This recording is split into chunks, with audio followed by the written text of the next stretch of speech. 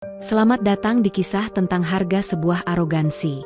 Di menara teknologi megah, seorang analis data bernama Aryan Wijaya dipecat di depan umum hanya karena terlambat 15 menit. Keesokan harinya, perusahaan itu ambruk total. Kenapa? Sebelum mulai, tulis sholawat dan asal kota kalian di komentar. Jangan lupa subscribe.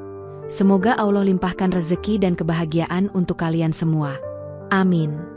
Deru napas Aryan Wijaya terdengar berat, berpacu dengan detak jam digital besar yang tergantung di dinding lobi. Angka merah itu berteriak. Pukul 8:15 menit.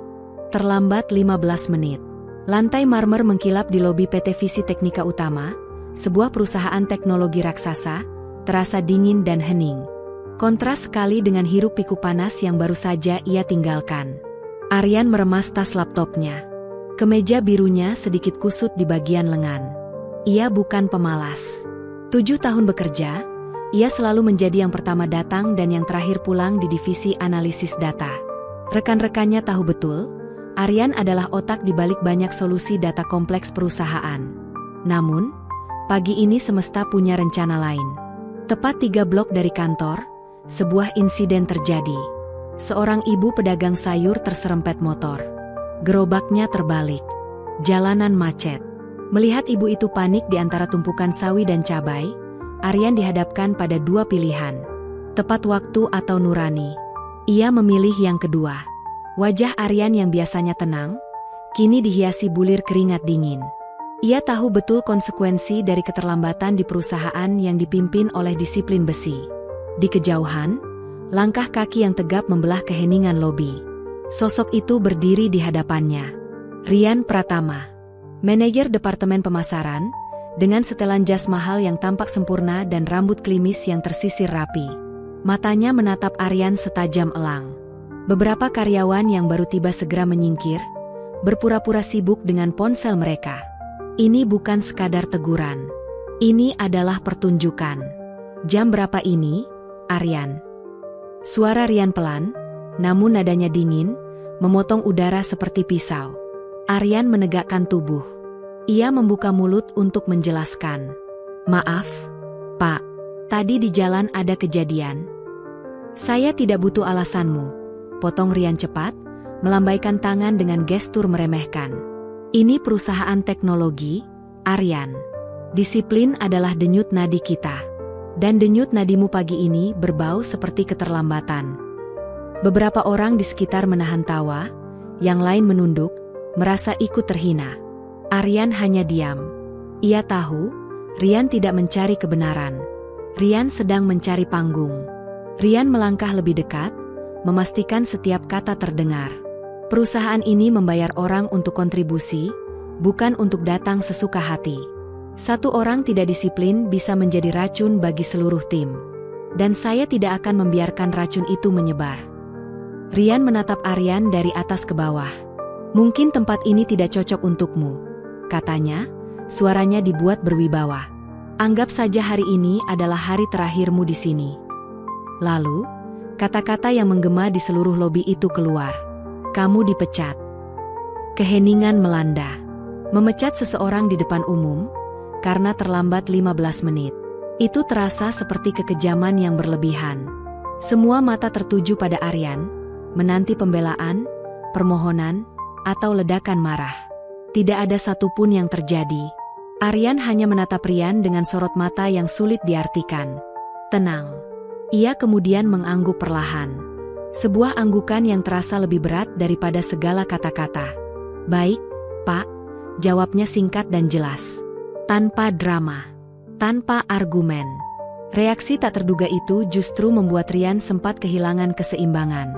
Namun, ia segera tersenyum puas, berbalik seolah telah memenangkan pertempuran besar. Sementara itu, Aryan dengan ketenangan yang sama, berjalan menuju lift. Ia akan kembali ke mejanya untuk terakhir kali. Ia tidak menyadari bahwa kepergiannya yang sunyi adalah awal dari kehancuran besar yang menanti perusahaan ini esok hari. Lift berdenting pelan saat tiba di lantai 12, lantai divisi analisis data.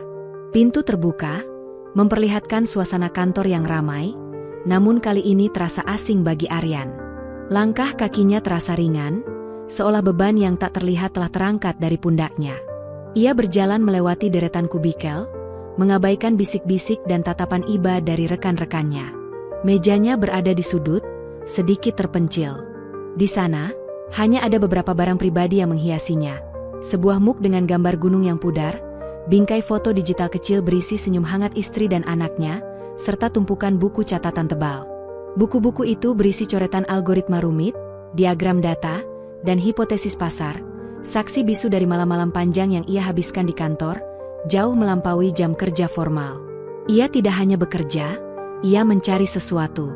Saat Aryan mulai memasukkan buku catatannya ke dalam kotak kardus kosong, sebuah suara lembut menyapanya. "Aryan." Itu adalah Lestari, analis senior yang mejanya tidak jauh. Wajahnya menunjukkan kekhawatiran yang tulus. Lestari adalah satu-satunya yang berani mendekat. "Aku dengar apa yang terjadi di lobi," bisiknya pelan. "Itu tidak adil. Pak Rian keterlaluan." Aryan berhenti sejenak, lalu menoleh dan memberikan senyum tipis. Senyum yang tidak menunjukkan sedikit pun kepahitan. "Tidak apa-apa, Lestari. Semua hal terjadi karena sebuah alasan. Tapi pekerjaanmu, kamu analis terbaik di sini." Desak Lestari, masih tidak terima. Ia tahu betul bagaimana Aryan seringkali menemukan pola data kritis yang luput dari perhatian, memberikan wawasan yang menyelamatkan proyek bernilai besar. "Pekerjaan bisa dicari lagi," jawab Aryan tenang, sambil memasukkan mug kesayangannya ke dalam kotak. "Terima kasih sudah menjadi teman yang baik." Sikap Aryan yang begitu lapang dada dan damai justru membuat Lestari dan rekan-rekan lain yang mencuri dengar merasa bingung sekaligus bersalah. Mereka mengharapkan kesedihan atau kemarahan, tetapi yang mereka dapatkan hanyalah kedamaian yang membingungkan. Aryan mengangkat kotaknya, yang ternyata tidak seberat yang ia kira.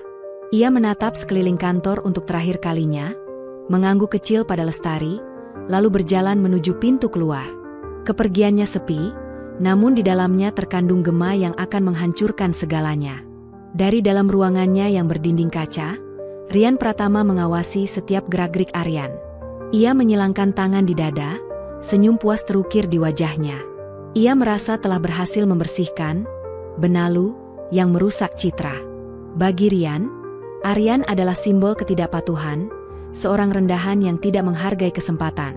Kepergian yang sunyi itu ia artikan sebagai kekalahan telak. Bahkan dia tidak berani membantah. Gumam Rian pada dirinya sendiri, merasa semakin benar. Ia kemudian kembali fokus pada layar komputernya, pada grafik dan target yang harus ia capai.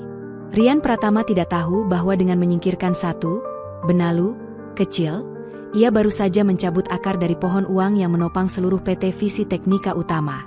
Dan ia, sang manajer yang merasa hebat itu, sedang duduk di dahan yang paling rapuh. Keesokan paginya, suasana di lantai 25, tempat para dewan direksi berkantor, terasa penuh energi. Aroma kopi premium berpadu dengan aura optimisme yang meluap-luap.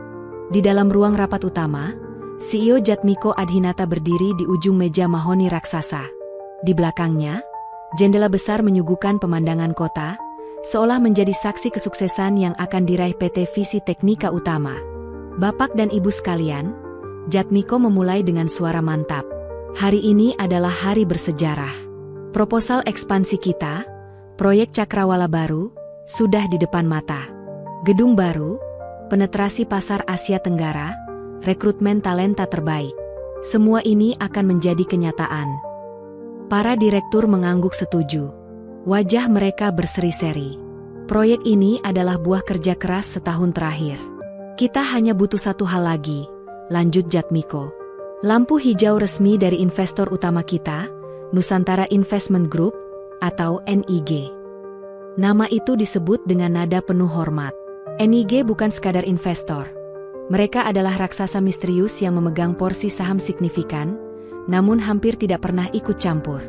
Mereka seperti malaikat pelindung yang kaya raya, pasif, diam, dan yang terpenting, sangat percaya pada manajemen Jatmiko.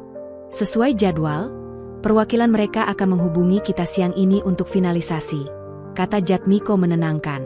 "Ini hanya formalitas." Namun formalitas itu tidak pernah datang. Tepat saat Direktur Keuangan sedang memaparkan proyeksi keuntungan yang fantastis, Pintu ruang rapat diketuk dengan tergesa. Sekretaris Jatmiko masuk dengan langkah cepat. Wajahnya sedikit pucat. Ia menyodorkan sebuah tablet kepada sang CEO. "Maaf menginterupsi, Pak," bisiknya. "Email dari NIG baru saja masuk." Jatmiko mengambil tablet itu dengan santai. Namun, saat matanya membaca baris-baris kalimat di layar, senyum di wajahnya perlahan memudar. Otot-otot di rahangnya menegang. Para direktur terdiam, merasakan perubahan drastis pada atmosfer ruangan. Jatmiko membaca email itu sekali lagi, seolah tidak percaya dengan apa yang ia lihat. Isinya sangat singkat, dingin, dan tanpa basa-basi. "Kepada Dewan Direksi PT Visi Teknika Utama, dengan ini kami memberitahukan bahwa seluruh agenda diskusi pendanaan yang dijadwalkan hari ini dan di masa depan dibatalkan. Keputusan ini berlaku efektif segera. Tidak ada penjelasan. Tidak ada ruang untuk negosiasi. Hanya sebuah pintu yang dibanting keras tepat di depan wajah mereka." "Ada masalah, Pak?" tanya Direktur Operasional dengan hati-hati. Jatmiko mengangkat kepalanya. Wajahnya kini tertutup awan kebingungan dan kekhawatiran yang tak bisa disembunyikan. "Pertemuan dibatalkan," ucapnya dengan suara serak. Ruangan yang tadinya hangat seketika terasa sedingin es. Optimisme yang meluap-luap kini menguap tanpa jejak, digantikan oleh satu pertanyaan besar yang menggantung di udara. Mengapa? Getaran kepanikan pertama telah terasa. Jatmiko Adhinata berusaha terdengar tenang, namun ia gagal total. "Ini pasti salah paham," katanya, lebih untuk meyakinkan dirinya sendiri daripada orang lain. "Mungkin ada peretasan atau kesalahan teknis. Tidak mungkin NIG melakukan ini tanpa alasan." Perintahnya datang cepat dan tegas. Dalam sekejap, ruang rapat yang tadinya lesu berubah menjadi pusat komando yang tegang. Direktur Keuangan, seorang pria parubaya yang biasanya sangat tenang, kini mondar-mandir sambil menempelkan ponsel ke telinga, menghubungi semua kontak yang ia punya di dunia finansial. Direktur Operasional mengetik dengan cepat di laptopnya, mengirim email ke berbagai alamat kontak NIG yang bisa mereka temukan. Namun, yang mereka hadapi adalah tembok. Tembok digital yang dingin dan tidak bisa ditembus. Penghapusan dari daftar kontak. Setiap panggilan telepon ke kontak mereka di NIG langsung diputus setelah dering kedua. Bukan tidak diangkat, melainkan sengaja dimatikan. Sebuah penolakan yang aktif dan sangat jelas. Setiap email yang terkirim, tidak peduli seberapa mendesak isinya, langsung mendapat balasan otomatis yang sama. "Terima kasih atas pesan Anda. Saat ini kami tidak menerima korespondensi lebih lanjut." Frustrasi mulai merayap masuk, menggantikan kebingungan. "Tidak bisa, Pak," kata Direktur Keuangan sambil membanting ponselnya ke meja. "Semua akses diputus. Seolah-olah kita tidak pernah ada bagi mereka." Wajah Jatmiko mengeras. Kepanikan yang tadinya ia coba tekan kini mulai meluap tak terkendali. "Ini bukan sekadar penundaan, ini adalah penghapusan," desisnya. PT Visi Teknika Utama sedang dihapus dari daftar kontak investor terpenting mereka. Ancaman di ujung jurang. "Apa artinya ini bagi arus kas kita?" tanya Jatmiko. Suaranya bergetar. Direktur Keuangan menelan ludah. Tanpa dana dari mereka, proyek Cakrawala baru mati bahkan sebelum dimulai. "Pak, lebih buruk lagi, berita ini tidak akan bisa kita tutupi. Jika pasar tahu investor utama kita menarik diri tanpa sebab, kepercayaan publik akan hancur. Kredibilitas kita nol." Kata-katanya menggantung di udara seperti vonis mati. Ambisi besar untuk menaklukkan Asia Tenggara kini menciut menjadi perjuangan untuk sekadar bertahan hidup. Jatmiko memijat pangkal hidungnya. Bertahun-tahun ia membangun reputasi perusahaan ini dari nol, citra sebagai pemimpin visioner.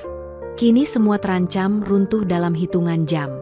"Cari tahu," desis Jatmiko, tatapannya kosong menembus dinding kaca. "Saya tidak peduli bagaimana caranya. Geledah semua catatan, semua laporan, semua email. Cari tahu apa yang telah kita perbuat sampai membuat Allah murka." Mereka mencari musuh di luar, tidak menyadari bahwa bom waktu yang meledak itu dinyalakan oleh tangan mereka sendiri, dari dalam. Sore telah berganti malam. Lampu-lampu kota berkelip di bawah sana, tampak indah sekaligus mengejek kebekuan di dalam ruang rapat lantai 25. Sisa-sisa optimisme telah menguap sepenuhnya, meninggalkan ampas keputusasaan yang pekat. Jatmiko duduk membisu di kursinya. Timnya telah mencoba segalanya, mengerahkan semua koneksi. Namun yang mereka dapatkan hanyalah gema dari keheningan. Mereka terkunci dalam ketidakpastian. Tiba-tiba, sebuah notifikasi email muncul di layar tablet Jatmiko yang tergeletak di meja. Suaranya terdengar begitu nyaring di tengah kesunyian yang mencekam. Semua mata langsung tertuju pada layar itu. Pengirimnya, Nusantara Investment Group. Subjeknya, pemberitahuan resmi penarikan seluruh investasi. Jantung Jatmiko serasa berhenti berdetak. Ini dia, pesan penghakiman yang mereka takuti. Dengan tangan yang sedikit gemetar, ia membuka email itu. Ruangan senyap, semua menahan napas. Jatmiko mulai membaca isinya dengan suara pelan yang semakin lama semakin bergetar karena amarah yang tertahan. Nilai dan etika.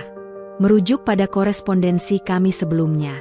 Dengan ini kami secara resmi memberitahukan keputusan Dewan Direksi Nusantara Investment Group untuk melikuidasi seluruh kepemilikan saham dan menarik semua bentuk investasi dari PT Visi Teknika Utama, efektif saat pemberitahuan ini diterima. Jatmiko berhenti sejenak, menelan ludah. Lalu ia membaca bagian yang paling menghantam. Keputusan ini diambil bukan karena pertimbangan finansial, melainkan karena pertimbangan fundamental nilai dan etika. Evaluasi kami, yang didasarkan pada laporan observasi langsung dari agen lapangan utama kami di dalam perusahaan Anda, menyimpulkan adanya budaya kerja yang tidak dapat kami dukung. Suara Jatmiko semakin bergetar. Puncaknya adalah sebuah keputusan personel yang terjadi baru-baru ini. Keputusan tersebut menunjukkan arogansi manajerial yang berbahaya dan ketiadaan penghargaan terhadap aset terpenting, manusia. Kami tidak bisa menanamkan modal pada fondasi yang rapuh. Setelah kalimat terakhir dibacakan, Jatmiko membanting tablet itu ke atas meja. Suaranya menggelegar. Agen lapangan. Keputusan personel, teriaknya. Wajahnya memerah padam. Apa-apaan ini? Sejak kapan mereka menaruh mata-mata di perusahaan kita? Siapa? Kepanikan di ruangan itu kini berubah menjadi horor. Mereka tidak hanya ditinggalkan. Mereka telah dinilai, diamati, dan dinyatakan gagal total. Ada pengamat rahasia di antara mereka selama ini. Keputusan personel apa? Tanya Direktur Keuangan dengan suara gemetar. Siapa agennya? Bagaimana bisa kita tidak tahu? Jatmiko meraih interkom di mejanya. Panggil kepala HRD. Suruh dia ke sini sekarang juga. Bentaknya. Saya mau daftar lengkap semua keputusan personel dalam 48 jam terakhir. Semua pemecatan. Perburuan penyihir baru saja dimulai. Tidak sampai 5 menit, pintu ruang rapat terbuka kasar. Ibu Sarah, Kepala Departemen HRD, masuk dengan napas terengah-engah. Wajahnya tegang melihat para petinggi perusahaan yang tampak seperti diambang kehancuran. Pak Jatmiko memanggil saya. Tanyanya hati-hati. Jangan banyak tanya. Sarah, bentak Jatmiko. Kesabarannya sudah habis. Buka data kepegawaian sekarang juga. Saring semua aktivitas personel dalam 48 jam terakhir. Saya mau tahu siapa saja yang kita pecat. Dengan tangan gemetar, Ibu Sarah membuka laptopnya. Jari-jarinya menari cemas di atas keyboard. Seluruh direksi mencondongkan tubuh ke depan, mata mereka terpaku pada layar. Proses pencarian data yang biasanya hanya butuh beberapa detik ini terasa berlangsung selamanya. Sudah, Pak, lapor Ibu Sarah. Suaranya nyaris berbisik. Dalam 48 jam terakhir, hanya ada satu orang yang statusnya diubah menjadi pemutusan hubungan kerja. Jatmiko menggebrak meja. Satu orang. Siapa namanya?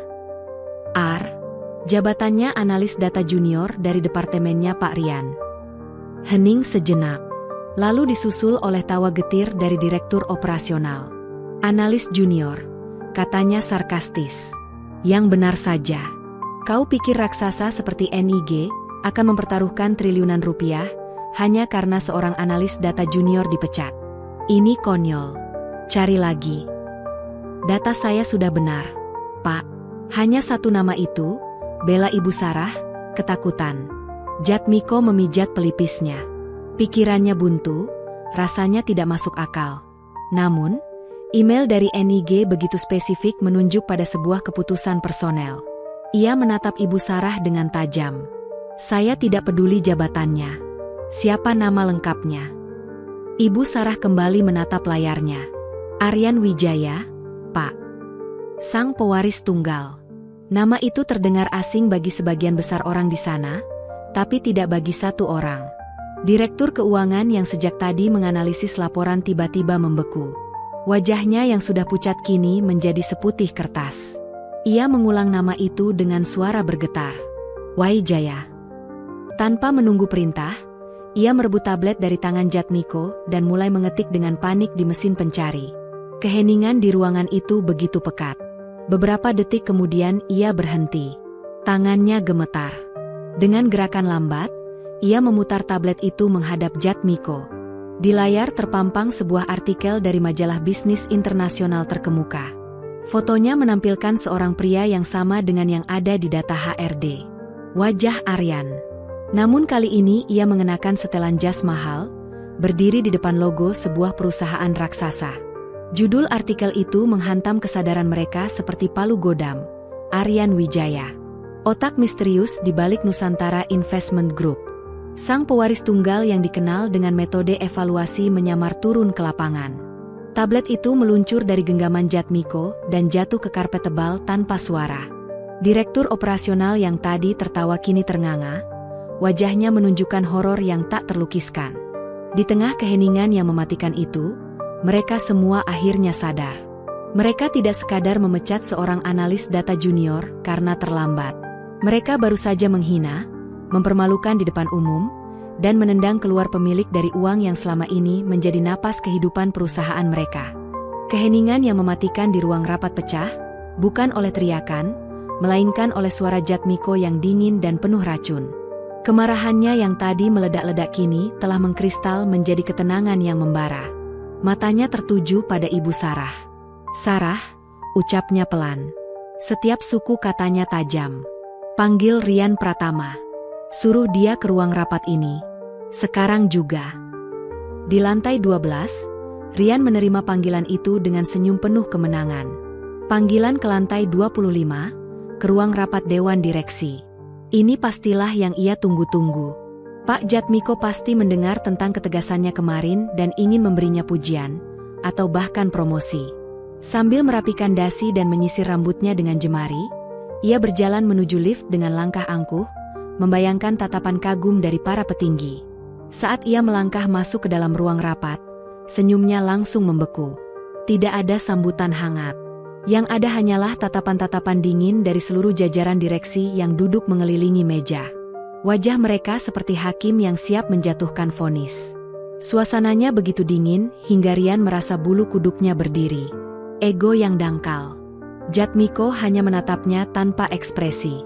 Dengan satu gerakan, ia mendorong tablet yang ada di depannya melintasi meja mahoni yang licin.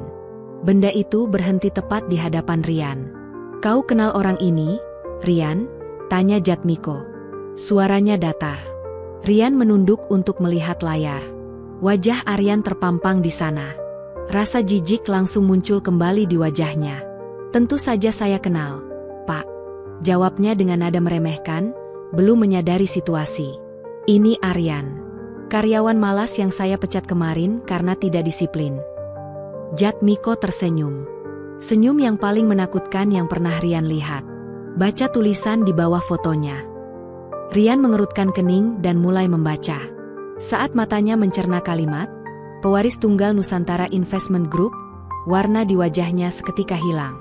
Jantungnya serasa diremas. Keringat dingin mulai membanjiri keningnya. "Ah, saya tidak tahu," gagapnya. Matanya membelalak ngeri. "Tentu saja kau tidak tahu," bentak Jatmiko, akhirnya melepaskan amarahnya. "Orang sepertimu hanya bisa melihat seragam, bukan isinya. Kau hanya bisa melihat jabatan, bukan manusianya." Dalam kepanikan total, otak Rian mencari pembelaan. "Tapi, Pak, dia terlambat. Peraturannya jelas. Saya hanya menjalankan tugas, menegakkan disiplin." Alasan itu terdengar begitu menyedihkan dan bodoh di tengah kehancuran triliunan rupiah. Jatmiko tertawa. Sebuah tawa kering tanpa humor. Disiplin katamu. Kau baru saja membakar lumbung padi kita sampai habis, hanya untuk pamer bahwa kau punya korek api. Kau menghancurkan perusahaan ini bukan karena disiplin, tapi karena egomu yang dangkal itu. Hukuman yang setimpal. Jatmiko berdiri, menunjuk ke arah pintu dengan jari yang gemetar karena marah. Kemarin kau memecat seorang karyawan di depan umum. Hari ini, aku memecatmu di depan seluruh dewan direksi. Desisnya. Bereskan mejamu. Saya tidak mau melihat wajahmu di gedung ini lagi setelah hari ini. Keluar. Rian terhuyung mundur. Semua mimpi tentang promosi dan kejayaan hancur berkeping-keping. Ia berjalan keluar dari ruangan itu bukan lagi dengan langkah angkuh, melainkan dengan langkah gontai seorang pria yang telah kehilangan segalanya. Keesokan paginya, PT Visi Teknika Utama terasa seperti perusahaan yang sama sekali berbeda. Suara ketikan keyboard yang biasanya riuh kini tergantikan oleh bisikan-bisikan cemas di sudut-sudut ruangan dan di depan mesin kopi. Tidak ada pengumuman resmi, tetapi kabar buruk punya cara sendiri untuk merambat lebih cepat dari email manapun. Semua berawal dari desas-desus. Beberapa manajer senior terlihat keluar dari ruang rapat darurat dengan wajah pucat. Lalu, sebuah email singkat dari Departemen IT mengumumkan bahwa beberapa proyek baru yang paling ambisius, proyek yang menjadi harapan banyak karyawan, ditunda tanpa batas waktu. Getaran yang mengguncang lantai 25 kini telah merambat ke bawah, menimbulkan retakan di setiap lantai. Di tengah ketidakpastian itu, satu berita menyebar seperti api. Rian Pratama telah dipecat. Bukan sekadar dipecat, tapi diusir dengan cara yang tidak kalah memalukan dari caranya mengusir Aryan. Ketenangan yang berubah keyakinan. Bagi Lestari dan karyawan lain yang menyaksikan insiden di lobi 2 hari lalu, potongan-potongan teka-teki itu mulai menyatu. Rangkaian peristiwanya terlalu sempurna untuk menjadi kebetulan. Aryan dipecat secara brutal. Keesokan harinya, perusahaan dilanda krisis misterius. Dan sekarang manajer yang memecatnya ikut tersingkir. Jangan-jangan ini semua karena Aryan, bisik seorang rekan kerja pada Lestari. Lestari terdiam. Ia teringat kembali pada sikap Aryan yang luar biasa tenang saat membereskan barang-barangnya. Ia ingat senyum tipis Aryan yang mengatakan bahwa semua ada alasannya. Ketenangan itu kini tidak lagi tampak seperti kepasrahan, melainkan sebuah keyakinan. Keyakinan seseorang yang memegang kendali. Kapal yang tenggelam. Sebagian karyawan merasakan keadilan puitis, sebuah kepuasan melihat karma akhirnya menagih utang pada Rian yang sombong. Namun, perasaan itu hanya berlangsung sesaat. Segera tergantikan oleh rasa takut yang dingin. Karena kini mereka semua berada di kapal yang sama dengan Rian. Kapal yang sedang tenggelam. Ancaman pemutusan hubungan kerja atau PHK massal bukan lagi sekadar rumor, melainkan sebuah kepastian yang menakutkan. Setiap karyawan kini menatap monitor mereka dengan cemas, setengah bekerja, setengah bertanya-tanya apakah hari ini akan menjadi hari terakhir mereka. Mereka, para pekerja keras yang tidak tahu apa-apa, kini harus menanggung akibat dari kesombongan seorang manajer dan kebutaan para petinggi. Lobi megah yang menjadi panggung penghinaan Aryan kini terasa seperti ruang tunggu menuju hukuman. Mereka semua menyesal hanya diam saja saat Aryan dipermalukan. Mereka tidak sadar, saat mereka membiarkan satu rekan kerja mereka jatuh, mereka sebenarnya sedang meruntuhkan pilar yang menopang mereka semua. Efek domino telah dimulai, dan semua orang hanya bisa pasrah menunggu giliran mereka untuk jatuh. Jauh dari kepanikan di menara perkantoran yang megah, Aryan Wijaya duduk di sebuah kedai kopi sederhana di sudut jalan yang tidak terlalu ramai. Aroma biji kopi yang baru digiling dan suara obrolan pelan menjadi musik latar yang menenangkan. Ia hanya mengenakan kaos polo dan celana jeans, membuatnya tidak berbeda dari pengunjung lainnya. Di layar laptopnya terbuka sebuah folder bernama Proyek Cakrawala Baru. Isinya adalah data-data impresif dari PT Visi Teknika Utama, lengkap dengan analisis potensi pasar yang ia buat sendiri selama menyamar. Di sampingnya ada sebuah draft email persetujuan untuk suntikan dana tahap berikutnya. Sebuah email yang akan mengubah masa depan perusahaan itu selamanya. Dengan satu klik pelan, ia memindahkan draft email itu ke dalam folder sampah. Tidak ada raut kemenangan di wajahnya, tidak ada senyum puas. Yang ada hanyalah helaan napas panjang yang syarat akan kekecewaan. Ia sebenarnya menyukai perusahaan itu. Ia melihat potensi besar dalam produk-produk mereka. Ia bahkan menikmati pekerjaannya sebagai analis data junior, menikmati tantangan dari memecahkan masalah-masalah kecil. Ia bertemu orang-orang baik seperti Lestari yang tulus dan bersemangat. Ia sudah hampir yakin untuk memberikan lampu hijau. Ujian terakhir yang gagal. Penyamarannya bukan untuk mencari kesalahan, tapi untuk mencari keyakinan. Ia ingin memastikan bahwa warisan Nusantara Investment